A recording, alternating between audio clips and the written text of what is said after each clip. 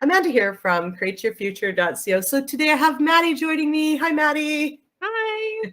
Guys, we have an exciting success story in video.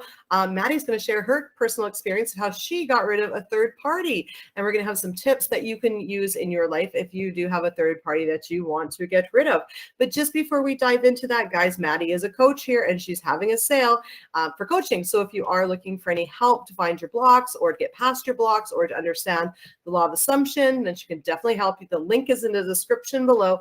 And remember, we are having a contest. When we get to 100,000 subscribers, we're giving away 3 free coaching sessions to 3 different people, so 1 each. And all you need to do to enter is to subscribe, share our videos, as well as comment. What have you manifested using the law of attraction or the law of assumption? Share what you've manifested to inspire other people. So yes, welcome, Maddy. Hi.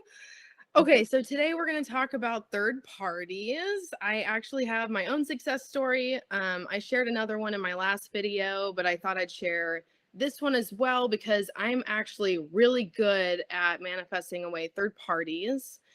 I actually was with somebody previously who was married and had a child with this other woman, and he actually ended up becoming my best friend.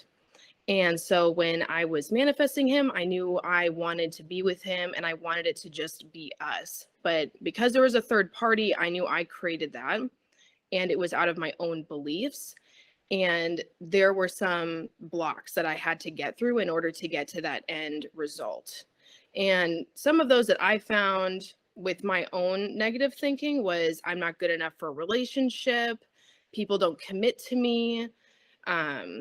I'm always the one that they meet before they actually get married and find their soulmate, things like that. And I wasn't feeling like a priority or that I was worthy of having someone being loyal to just me.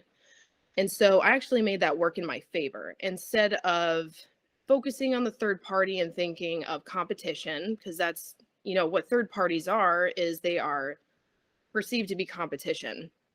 What I did was I was like, you know what? She's actually helping me get this relationship that I want. She is showing him that I'm the one he wants to be with. I'm the one for him. There is no one like me. I'm irresistible. I'm irreplaceable. Everyone wants to commit to me. Everybody. He is no exception. And I also created a story for her because in my mind, it was easier for me to create her going away or her finding somebody else, because I also wanted her to have something else to focus on instead of my specific person. And so what ended up happening was she ended up moving away. He was supposed to go with her originally, but actually ended up staying behind. She ended up moving because of a job. And then she actually ended up meeting somebody else and they actually split up when she got there. And she's a lot happier. She's a lot more content with her life. And I actually did end up not really wanting to date this person in the long run, which was totally my own choosing. Like, I could have chosen to do so. I didn't want to. I kind of was like, yeah. But that's the beauty of having it be your choice. It's your reality. You can still get rid of a third party and you can still be like, nah, I'm good. I actually want something different and create someone entirely new if you want to. Exactly. And you nailed it. I mean, it's a fluid thing. Everything is not forever. I know when I was doing coaching, there was some people that have blocks, not sure if they wanted to be in a relationship with someone because they weren't sure if it was going to be forever, but things don't have to be forever, or they can be forever. It's your choosing.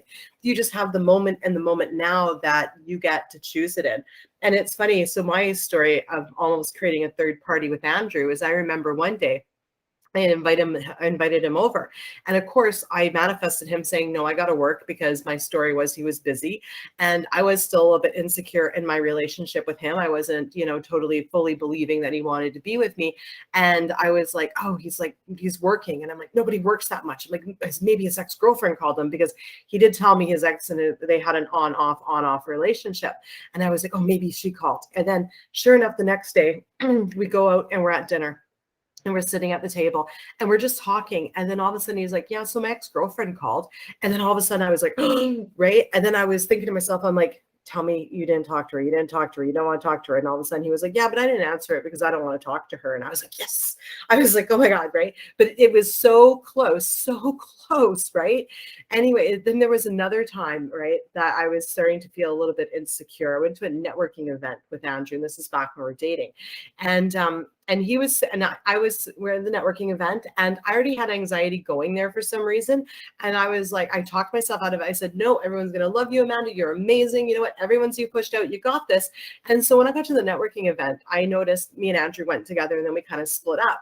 And I was still a little bit not so secure in our relationship. And I saw him talking to this other lady, and they were standing so close together, this blonde and him.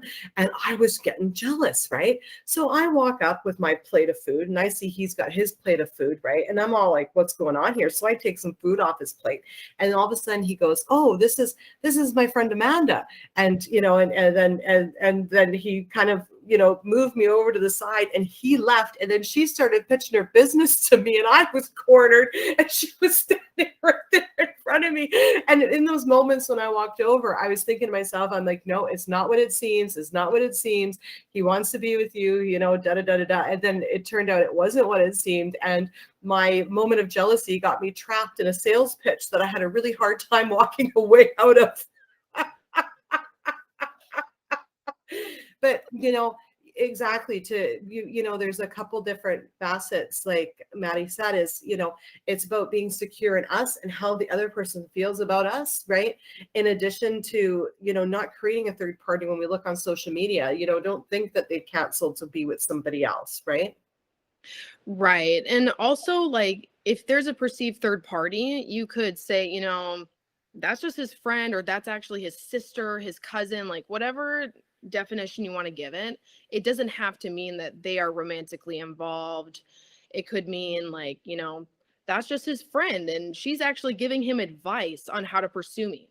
Like, make it work for you in your story. Exactly. Find a story that's likely.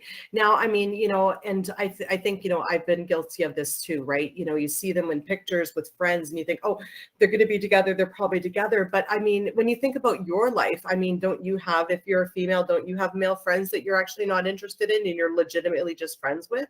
I mean, same if you're a male and you've got, friends that are girls. Like, so think of it from that point of view. And that's what got me, as I thought to myself, well, I don't want my ex back. And if I wanted my ex back, I would have still be with them, and I wouldn't be with this person.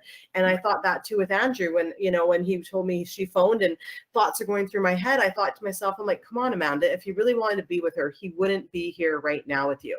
So stop thinking that she's even an option, because she's not. Because if she was, I'm pretty sure that Andrew's a big enough boy not to be sitting here with me and baiting me. You know what I mean? Exactly. And that's what I have to tell myself with my current SP as well. Like, there were some perceived third parties in our relationship that came up too. And I didn't react great at first. I got jealous. I was like, what's going on? Stuff like that. And I'm like, what, why are all these girls in your phone? And, but I was like, you know what? No, this is going to be the one thing that actually makes him realize that I'm the one for him. Like, those girls aren't anything. They don't compare to me. I'm the one, So I just had to reassure myself of that. And all those girls completely disappeared. Like, not even an afterthought, all friends. And they all were like, we don't really want to talk to you like that. We're not interested because we see that, like, you're so happy with your girlfriend, stuff like that. So, like, they actually found other people to focus on as well. Exactly. Right. And I always say this, okay, like, it's not about ignoring the presence of a third party. If you created it, you created it. Okay. What you need to do is just accept it, acknowledge it, and then change it, renounce it. What's the new story? Right. I remember when I first started dating Andrew, I would go through his Facebook and be like, who's that girl? Who's this person? Who is he friends with this? Right.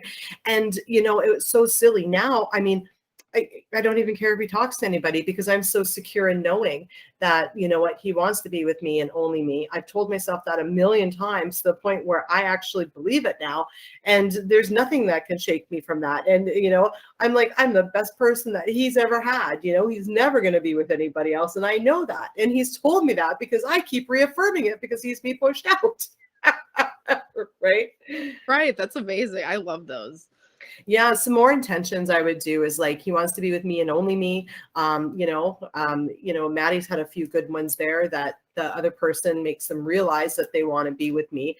And then always, I always like to create the story for that other person, like they moved on, what life is good, but I really like looking at the perception that, what, if they were meant to be together, they would have already been together. Right. Right. And they would have stayed together. And I remember I went to Andrew's daughter's baby shower and I sat right beside Andrew's ex-wife. Had a great conversation with her and then saw her again at obviously Andrew's daughter's place. Had another great conversation with her. Right. So because my attitude and my belief is if they were going to be together and it was going to work out, they would still be together. Exactly. And when he came into your life because you're the best thing he's ever had and because you are the best person for him, that's how it manifested, and there is no one else. Exactly. And if it, and the reason why my thing of, if they were going to be together, they would have already been together and because they would have stayed together. Do you know what I'm saying? Right. So, he wouldn't even have been free to even start anything with me because if they really wanted to be together, then he wouldn't have even been on the market. Right. So I think it's really too about giving the person you're dating credit, not making them a player or not making them, one dating, don't give them that characteristic because they're going to show up how you assume them to show up. So make assumptions that they're this responsible person that actually care about you and would never do anything to hurt you. And the other really good intention is they're loyal. Right. They're loyal. They have eyes only for me. And like, let's say someone does text them or someone does approach them, then you know what? Every time they look at anybody else that's of the same gender or any other gender, they only think of you. You are the only thing on their mind. Nobody else compares at all. Things like that. Because, like, again, yes, they can have girlfriends, guy friends, whatever. And it's really up to you to make that, like, assumption that, you know what? No, this is going to work in my favor. They're only thinking of me when they look at them. Things like that. Exactly. And that's exactly it, so yeah, no, those are some really good tips. So guys, when it comes to third party, work on, how you feel about relationships, like Maddy said, work on your self-concept in relation to the other person, as well as, watch your thoughts, don't be creating the stories. Like Maddy said, when you see pictures of them or with some other people, start creating stories that work within your belief system, So one thing just I'll add in there that I did was because Andrew has a business and he'd network, when I looked through all his stuff, I said, no, you know what? He's got a business. These are just networking people. Like he's not interested in any of them. And if he was, he wouldn't be dating me. Right. So you've got to catch yourself and you've got to have that talk with yourself. Right. Exactly. Yeah. So amazing. Thank you so much for being here today, Maddy. Thank you. And guys, thank you for liking, commenting, sharing, and subscribing. Remember, all of you guys are perfect and you are the gods of your reality, or whatever you like to call it, or however you like to look at it. And yeah, and there's nobody that can create in your reality except for yourself. So start creating that you are the best thing there and you're perfect just the way we see you. We'll see you in the next video. Bye-bye.